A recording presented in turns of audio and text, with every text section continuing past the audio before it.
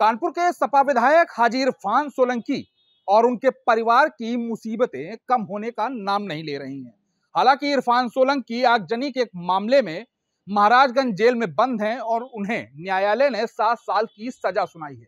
इसके बाद ईडी और पुलिस की ओर से ताबड़तोड़ कार्रवाइयां इरफान के उन तमाम करीबियों और परिवार के लोगों पर की जा रही हैं जो इरफान के काले धंधे में उनके सहयोगी थे।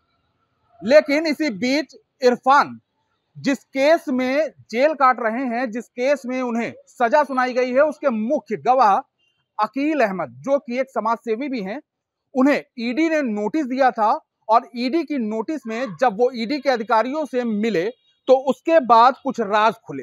ये राज कुछ ऐसे हैं जो कानपुर की सीसामऊ सीट से समाजवादी पार्टी के विधायक इरफान सोलंकी के राजनीतिक करियर और उनके परिवार पर बड़ी गाज बनकर गिरने वाली है।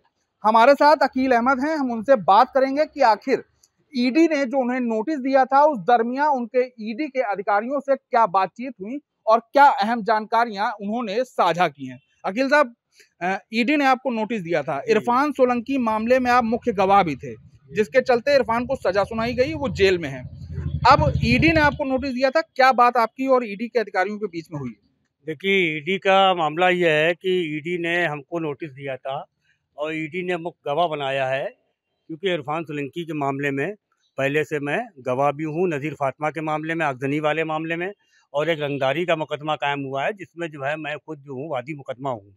तो 2 मुकदमे चल रहे हैं और नज़ीर फातिमा की शुरुआत में लड़ाई लड़ने वाला मैं ही वो शख्स था जिसकी आवाज़ को मैंने आगे बढ़ाया था। तो ईडी जानकारी ये चाहती है हमसे। ये नोटिस आपको फिलहाल कब आया?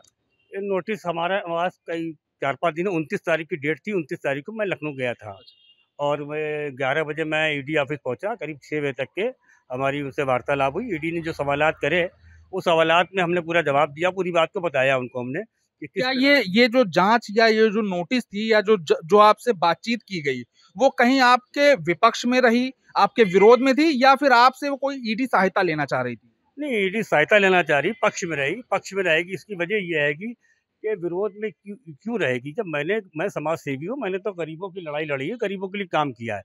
तो ईडी हमसे जानकारी ये चाहती थी किस तरह से आपने लड़ाई लड़ी, किस तरह से इंसाफ दिलाया, क्या क्या चीज़ें थी, कैसे इनके ऊपर कार्रवाई हुई। वो सारे साक्ष्य मैंने रखे जो उन्होंने धमकी दी थी और जो नज़ीर फातिमा को मारा था, पीटा था, और जो हमारे बयान हुए जो कोर्ट में, वो न्यायालय में, वो सारे हमने बात को बताया पूरा। और वही बयान उन्होंने हमारे दर्ज किए हैं।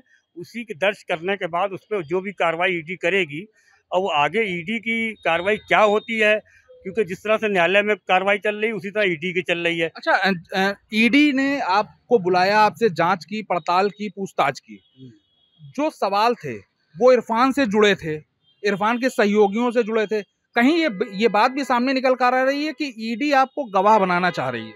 नहीं, ईडी गवाह तो बना रही है, इसलिए वो सही बना रही है कि जिस तरह से इन्होंने शहर के अंदर आतंक फैला रखा था और तमाम लोगों की ज़मीनों पर कब्जा कर रखा था। इनके जो खास गुर्गे हैं मुरसलीन भोलू, जो तमाम ज़मीनों के बारे में बताते थे, कब्जे कब होते थे और तमाम जुल्म करते थे।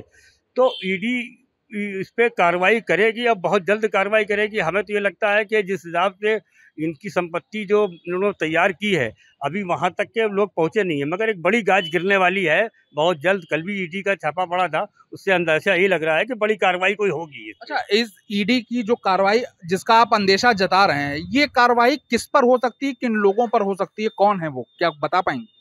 देखिए, उसके बारे में तो हम बात नहीं बता सकते आपको, मगर हाँ, ये इनके घर के कुछ लोग हैं, उनके ऊपर कोई बड़ी गाज गिरेगी कि जो इससे संबंधित मामला है, इरफान सोलंकी से जुड़ा हुआ मामला चल रहा है इसमें। अच्छा, देखिए, घर में तो तमाम लोग होते हैं, पत्नी भी है, जी, माँ बाप भी होते हैं, भाई बहन भी होते हैं, ऐसे तो तमाम लोग हैं, उनके तमाम सिंडिकेट के लोग हैं जो उनके काम में उनके सहयोगी रहे हैं। तो लगातार ईडी की जो छानबीन चल रही है, जो इंक्वायरी हो रही है, वो उनके करीबियों पर भी हो रही है। तमाम कानपुर में दबिश पड़ी हैं। तो अब क्या लग रहा है, जो परिवार पे जो गाज गिरने वाली है, परिवार में ऐसा कौन सा शख्स हो सकता है जिस पर ईडी अब कार्रवाई करेगी, क्योंकि इरफान खुद जेल में है? जी, जो साय की तरह इरफान सोलंकी के सारे पूरे कारोबार को देख रहा है, जो उससे संबंधित मामला सब देख रहा है, जुड़ा हुआ है, उसके ऊपर बड़ी कार्रवाई होगी। बहुत से ऐसे भी लोग हैं जो आज भी वहाँ पर टेंडीज वगैरह का पैसे की वसूली करके इरफान सोलंकी को, रिजवान सोलंकी को भेजते हैं, प्रदूषण अधिकारियों को देते हैं। एक इनका गुर्गा जो है, जो वाकई में जो है इनकी पूरी काम कर रहा है, वो मुशीर नाम का शख्स 13,000 वर्ग जगह पे कब्जा करे हुए है और 6,000 गज पे जो है टेंडी बनाया है अवैध तरीके से। अच्छा, ईडी की मानसिकता, क्योंकि ईडी से आपकी बात हुई, करीब लंबे घंटों तक आपकी बात हुई, तो क्या अंदाजा आपको लग रहा था कि ईडी किस तैयारी में है, किस रणनीति में है इरफान के इस मामले को लेकर?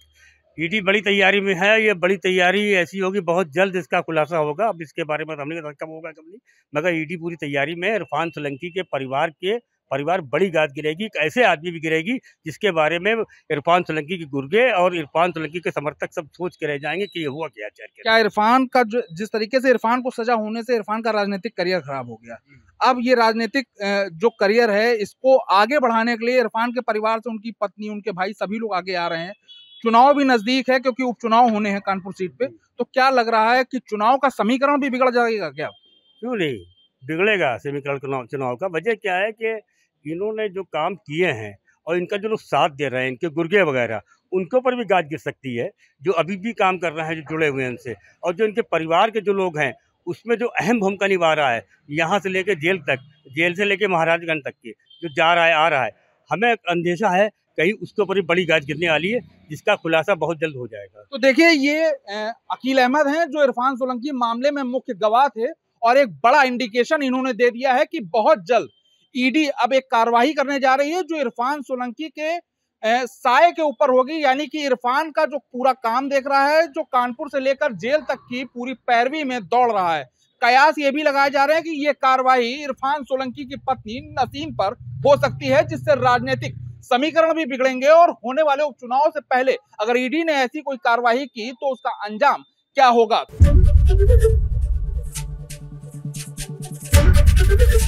एबीपी गंगा, खबर आपकी, जुबान आपकी।